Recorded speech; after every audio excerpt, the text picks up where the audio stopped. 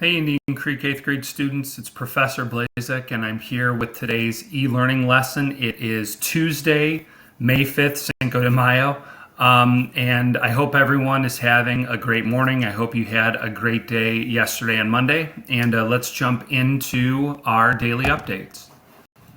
So for yesterday, we had 43 out of 51 students who submitted their attendance form for language arts. That's great. That's better than we had on Friday.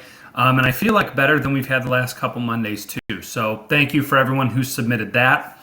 And then we are up to 39 out of 51 students who has submitted their decades project form. I just included an updated graph there on the decades that have been chosen.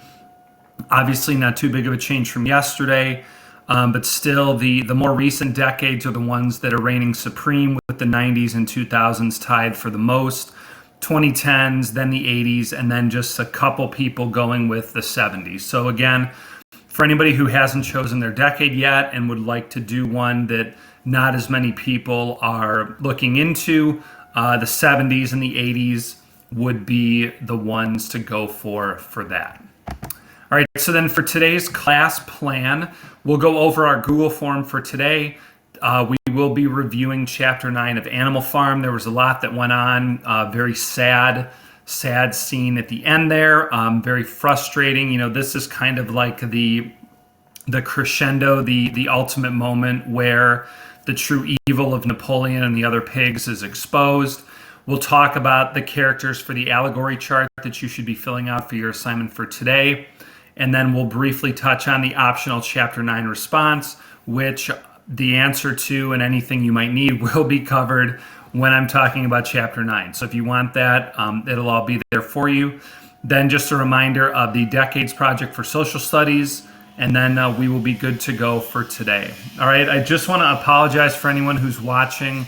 They're doing some construction in the building next door, so if you hear the saw or anything, and then there also now seems to be some kind of siren, of course, it's that. The weather's bad. This is just not an optimal day for streaming. So I apologize for any issues with the audio with that.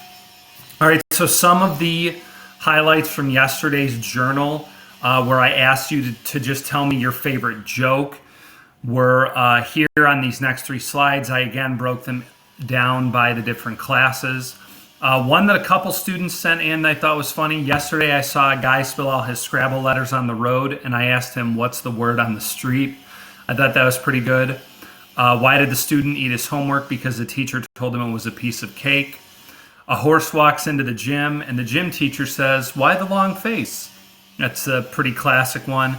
What do you call a pig that does karate? Pork chop. I thought that was good. And then why did the picture go to jail? Because it was framed. Those are some of the first hour jokes. Moving on to second hour. Why did the pirate never learn the alphabet? Because he got lost at sea. Why do we tell actors to break a leg? Well, because every play has a cast. That was one that I had a couple different people send in as well. I think there was one actually from each class that went with that one. What did one elevator say to the other elevator? I think I'm coming down with something. It was pretty good. What does the right eye say to the left eye? Between you and me, something smells. I always have liked that one. And then, what's a balloon's favorite type of music? Pop. And then finally, on to third hour. Some of the highlights. A student said, I recently wrote a book about poltergeists, and I am pleased to say that it is flying off the shelves. Very, very clever. Ariel and Comic Sans walk into a restaurant. The waiter tells them, get out, we don't serve your type. Is pretty good. What do you get when a cow jumps on a trampoline? A milkshake. Why didn't the skeleton cross the road? Because it didn't have the guts to do it. Why did the kid study in an airplane? Because he wanted a higher education. And then finally, how do cats like their steak? Rare. I thought was pretty good as well. Despite you all know how I feel about cats, I'm always down for a good joke. So those are some of the joke highlights from yesterday's journal. All right, so then we'll move on to today's e-learning form. I left the end of year plans layout there just as a reminder of the due dates, what we're going to be doing moving forward. Part one for Animal Farm, like I said, I'm going to be going over chapter 9 today. And then the 3 characters that are left on your allegory chart are the ones I would like for you to fill out for your ELA assignment. Those are the sheep, Benjamin, and Moses. And then I just mentioned that there is an optional writing response in Google Classroom today. It's about chapter 9. All right, and then your attendance response today: if you could be a contestant on any reality TV show or game show, what show would you choose and why? So you could go with a reality show would be, like Survivor, The Amazing Race, something like that. And then game show, obviously there's so many game shows: Jeopardy, Wheel of Fortune, Who Wants to Be a Millionaire. A throwback to when I was growing up, like Double Dare and Global Guts were 2 big ones on Nickelodeon that were popular. So just pick which show you would like to be a contestant on. The Price is Right, obviously the ultimate I'm homesick from school and I'm going to watch this TV show that I never get to see show. But which show would you choose to be on and why? All right, so that is today's Google form. And now we can move on over into talking about chapter 9 of Animal Farm. Chapter 9, the title, sadly, is Goodbye, Boxer. So the summary that I wrote for chapter 9: the animals begin rebuilding the windmill. Boxer shows no willingness to rest despite his injuries. His age is clearly affecting him, and he claims he just wants to get a good start on the windmill before he retires. Rations are further reduced, except for the pigs and the dogs. Squealer continues to tout statistics that prove the animals are still much better off than they had been under Jones, and claims that the whole farm benefits from the pigs and dogs remaining to be fully fed. There is also a large group of piglets born, all of whom, surprise, surprise, are fathered by Napoleon. And it is decided that a schoolhouse will be built for them. Not only that, but these piglets are going to be raised separate from the other animals. And it is decided that any animal who passes a pig in the farm should kind of step aside, bow, almost like to, show the greatness of the pigs. Napoleon also organizes what he calls spontaneous demonstrations, where marching and speeches celebrate the greatness of Animal Farm, and more accurately, Napoleon. These spontaneous demonstrations, you could draw connections to kind of sort of like political rallies, which were big in the time of dictators like Stalin, like Mussolini, where large groups would gather to celebrate the greatness that was their country or their leader. And that's what Animal Farm is doing with these. Around this time, Animal Farm is declared a republic, and Napoleon is elected president, and of course, he's the only candidate. Snowball's connection to Mr. Jones, is soon claimed to be even stronger, as the story is now told with Snowball openly fighting alongside men, and it was actually Napoleon's teeth that caused his wound during the Revolution. The animals have forgotten so many details that they accept this new story. Moses returns to the farm and continues spreading his stories of Sugar Candy Mountain, and the pigs allow him to stay despite disagreeing with these stories. Paige is just adding, apparently her sister Molly has said that the joke about every play having a cast is true. That's the real reason why they say break a leg. That actually makes a lot of sense. I guess I would not have known that, but that actually is a pretty funny way that they've come up with that saying. So thank you, Molly, for filling us in, because like I said, that was a joke that multiple students sent in. I wonder if that was kind of like I'm going to Google a joke type thing. So it's good to know that that's where it actually comes from. So then moving on with our chapter 9 summary, one day, and then this is like the heartbreaking part of the story. Boxer collapses while he's working on the windmill. He's dragging stones to help rebuild the windmill, and he collapses. His strength gives out. And the pigs say that they are arranging for Boxer to be cared for at a hospital. But when the cart arrives to take Boxer away, Benjamin reads the cart's writing and announces that Boxer is being sent away to the slaughterhouse. The animals panic and cry for Boxer to escape. Boxer tries to kick his way out, but his strength is gone and he cannot manage to free himself. Squealer later announces that Boxer died at the hospital, and despite receiving the greatest care that they could allow. He also adds the rumor that Boxer was being taken to his death was false, and that the hospital had actually bought the cart from a glue maker and had just not yet painted over the lettering. The animals are relieved to hear this, especially after Napoleon gives a speech praising Boxer and his work ethic. Not long after Boxer's death, the animals hear a rumor that the pigs have purchased another crate of whiskey, and nobody knows where the pigs got the money to afford it. We'll talk more about that, but there's a lot of irony going on in that situation, and just really, like I said, heartbreaking what happens to Boxer. All right, so let's jump over here to the story to look at some of the important quotes from this chapter.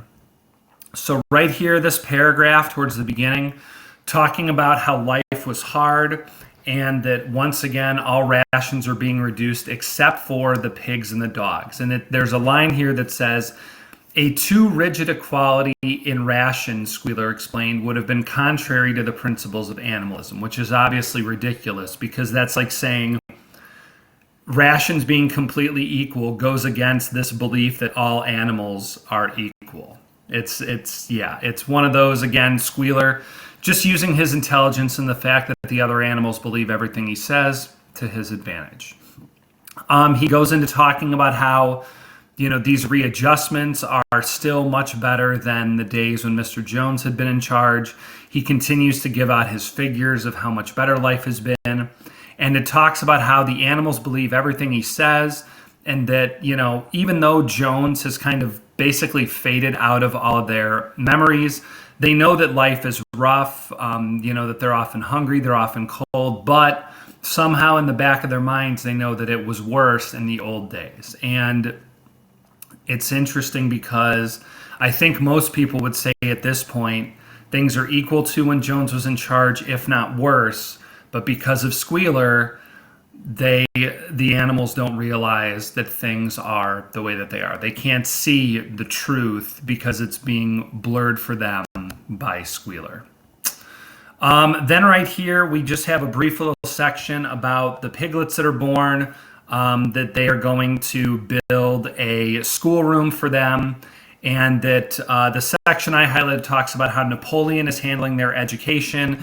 They're not allowed to play with other animals, and there is a rule that when one animal and a pig meet on a path along the farm, the other animals should stand aside to let the pigs pass. Just again, another way of, now it's to the point where the other animals are literally like getting out of the way and almost bowing down for the pigs to pass them. So just reinforcing that concept of, we clearly have multiple classes of animals on the farm. All right, so then we can kind of scroll forward. I mean, there's a lot of important stuff here in this chapter. I just didn't want to go too overboard. There's a section here talking about these spontaneous demonstrations. And here in this next section, there's just a couple sentences I think are important. It says, the animals found it, meaning the spontaneous demonstrations. They found it comforting to be reminded that after all, they were truly their own masters and that the work they did was for their own benefit. So that what with the songs, the procession, Squealer's list of figures, the thunder of the gun, the crowing of the cockerel, and the fluttering of the flag, they were able to forget that their bellies were empty, at least part of the time. And just the irony behind the fact that you all know the animals are not their own masters, and the work that they're doing is not for their own benefit, it's for the pigs' benefit. But the fact that Napoleon and the other pigs are brainwashing them into believing it, again, the fact that you remember that this is based on what was really happening in Russia under Stalin just makes it that much sadder. There's the section here where Animal Farm is proclaimed a republic.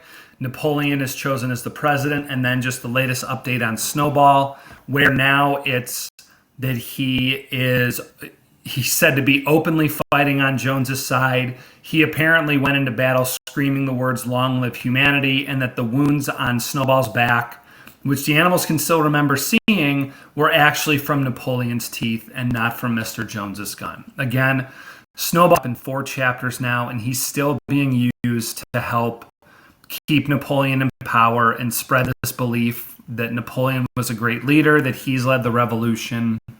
It's been a long road to get to this point, but the truth has now officially been completely twisted from where it was originally.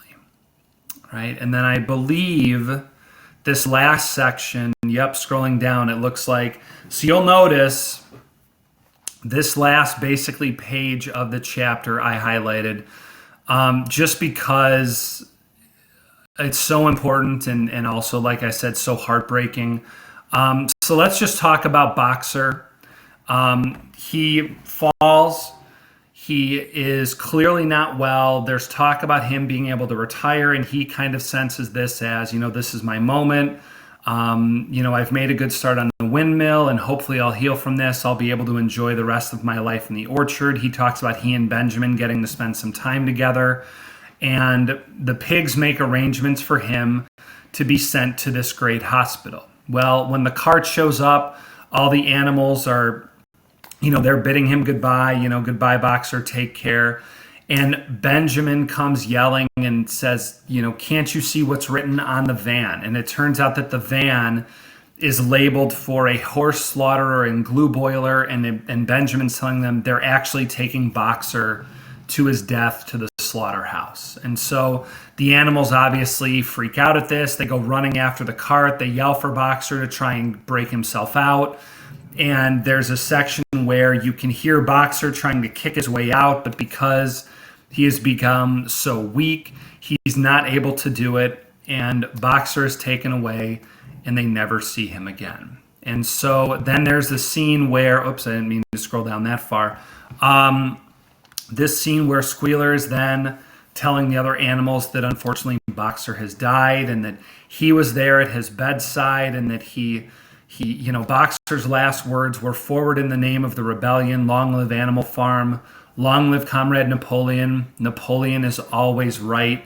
And then he goes into this whole, I know there was this rumor that Boxer was being taken to his death because it said horse slaughterer on the van, but this is ridiculous. I can't believe that anyone would be so stupid. What happened was that the veterinary surgeon had bought this cart from a slaughterhouse, and the veterinary surgeon just hadn't yet taken the time to paint over the letters.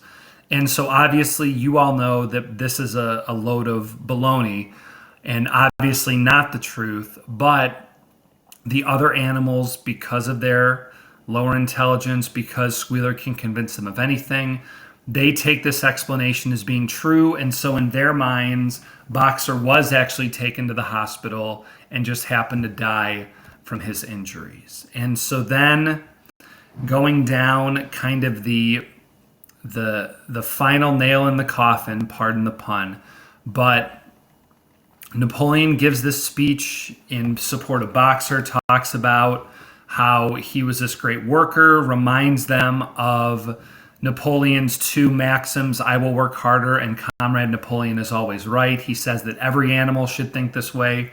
Obviously, Napoleon would like that because it means they're going to work harder and follow him. But after all of this, there is a rumor that the pigs had acquired the money to buy themselves another case of whiskey. And no one quite knows where this money came from. Now, I think hopefully all of you, as intelligent readers and understanding that these pigs are evil, they don't care for any of the animals, they did take Boxer to the slaughterhouse, that I think we all know where the money actually came from. That they sent Boxer, the best worker that the farm had had, the heart and soul of all the other animals, sent him to the slaughterhouse when they maybe could have saved his life, took the money that they got for him and bought themselves some whiskey.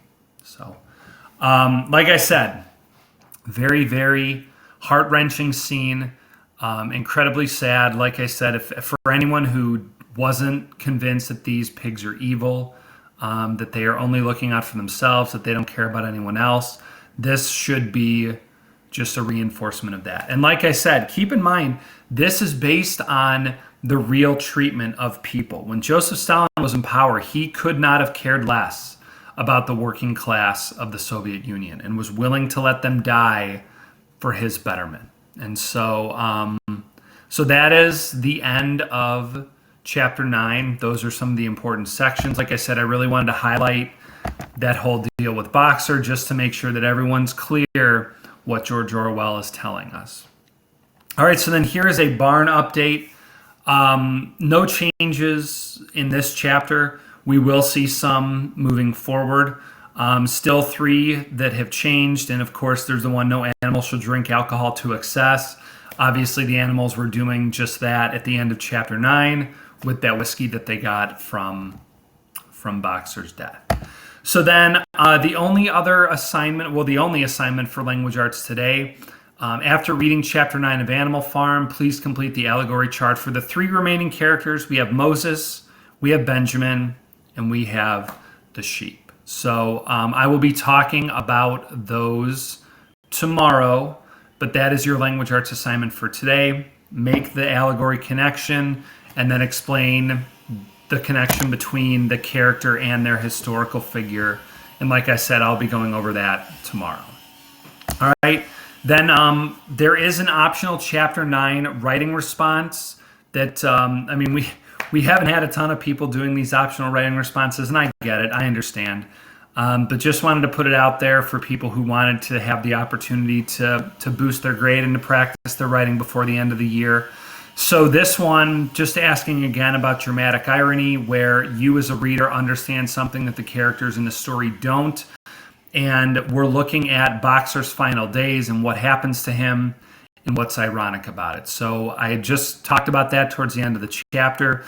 You know, what do you know about what happens to Boxer that the other animals don't? So if you would like to complete this assignment for tomorrow, that is your optional assignment. Obviously, it's not one that you have to do, but it is out there for those of you who would like to do it. All right, then I just want to briefly touch on, again, just a reminder, the promotion survey that was sent out in the social studies classroom site last week.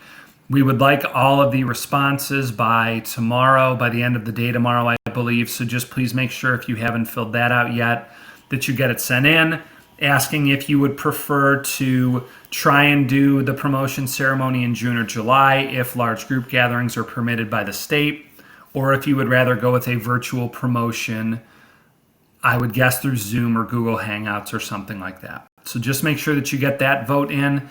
And then for social studies today, just keep working on those decades projects and let myself, Mr. Roush, Mrs. Watson know if you have any questions. All right, just remember the goal for those is that basically this week and maybe Monday of next week is when you're doing your research into your decade.